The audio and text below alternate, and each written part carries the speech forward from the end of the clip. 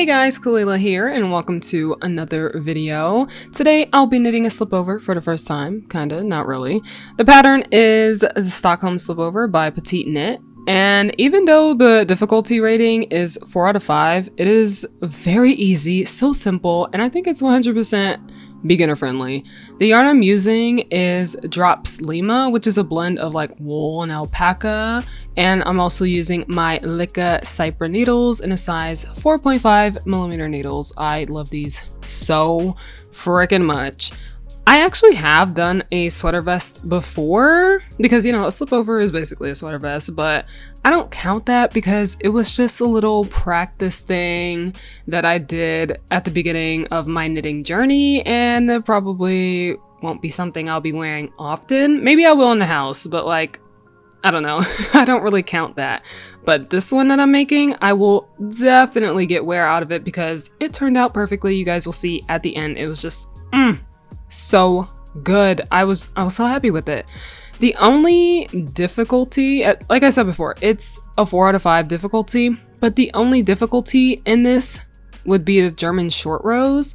And it was the first time I'd done German short rows flat instead of in a round, but it was so easy.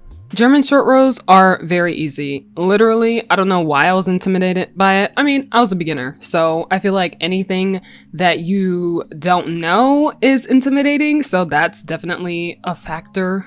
But yeah, it's still so beginner friendly. 100% recommend for any beginner. Now, I'm not a fan of white yarn. I mean, I'm using white yarn, obviously, but it was in my stash because it is part of a sweater that I was making, and I didn't need a lot of it, even though I bought a lot of it. So I was like, I want a stash bust. I want to get rid of yarn in my stash and use up the yarn. So I only needed 1 strand of this, and I was able to use this for the slipover, and I was so happy because I got rid of yarn. The pattern calls for fingering and mohair combo, but like I said, this is a DK weight yarn, so I only needed 1 strand of it. And I believe I used around 3.5, almost 4 skeins for this slipover. And I made a size medium because I didn't want it to be too true to size. If I made a small, it would have been more form-fitting, but I'm not a fan of form-fitted tops, especially when it comes to my knits. So that is the only thing I did. I just went up a size, but I didn't make any modifications or anything. I followed all of the recommended everything in the pattern. And of course, I didn't make a gauge swatch as usual. I never do because I know anything that I knit will come out exactly how I want it, and it has worked for me every single time since I've started knitting. And the fit of this turned out exactly how I wanted, so didn't need a gauge swatch. I don't recommend doing that for people who actually want like perfect everything. I know that everything will be perfect for me, but for other people, make a gauge swatch just in case. My tension throughout this project was horrendous. Oh my gosh. It may not look like it to you guys when you end up seeing the project later on in the video before I blocked it, but it was so bad. Like rowing out is when there's like one row that is further out than another row. Because I was knitting flat, that tends to happen. The purl row, I think, was looser than a knit row, and so it just looked like stairs, okay? And you could see where I joined in around. You could see where else when I don't know. It was just bad, okay? I didn't care because I was just happy to be knitting something new, and I'm not really someone who cares about like how the project turns out really, because I just love the process of knitting. But also I knew that blocking would help this out anyway, so I wasn't really worried. This project took me about I would say 11 days or so. I was working on it on and off, and even though honestly, it didn't even feel like 11 days because I felt like I was working on it so much, but I really wasn't. I was working on other things and then coming back to it. But since it's such a small project, or would this be considered small?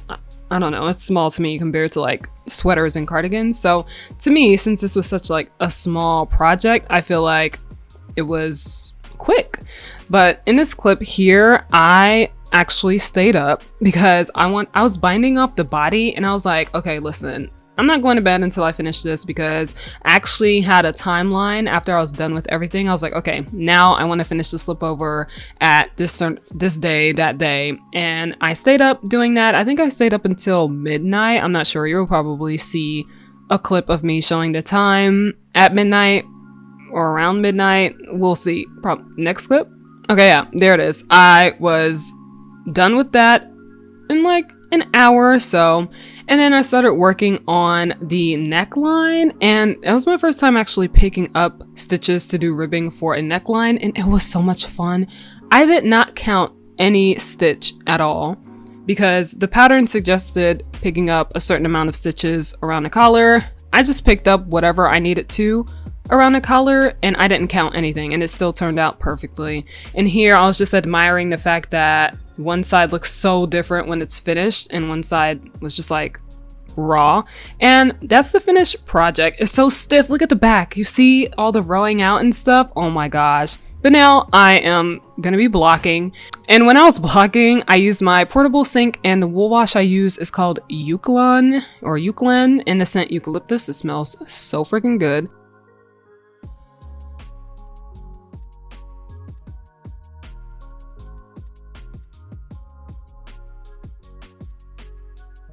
When it comes to pouring wool wash in here, I don't measure it. It says like a tablespoon or something. I just pour to my heart's content, okay? I do not measure anything.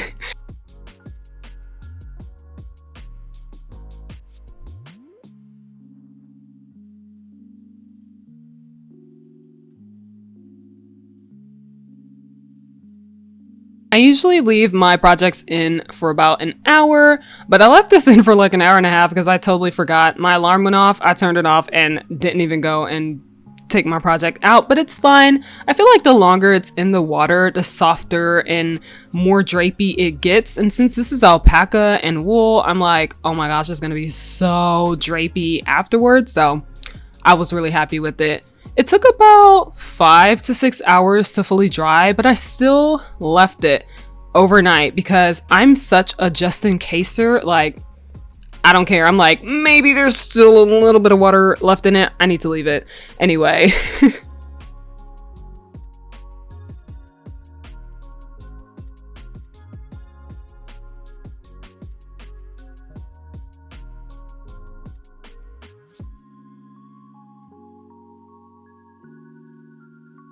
Here is the finished project, and do you see how smooth that looks? Oh, blocking just elevated this piece so much. Thank you guys so much for watching. I'll see you in the next video. Bye!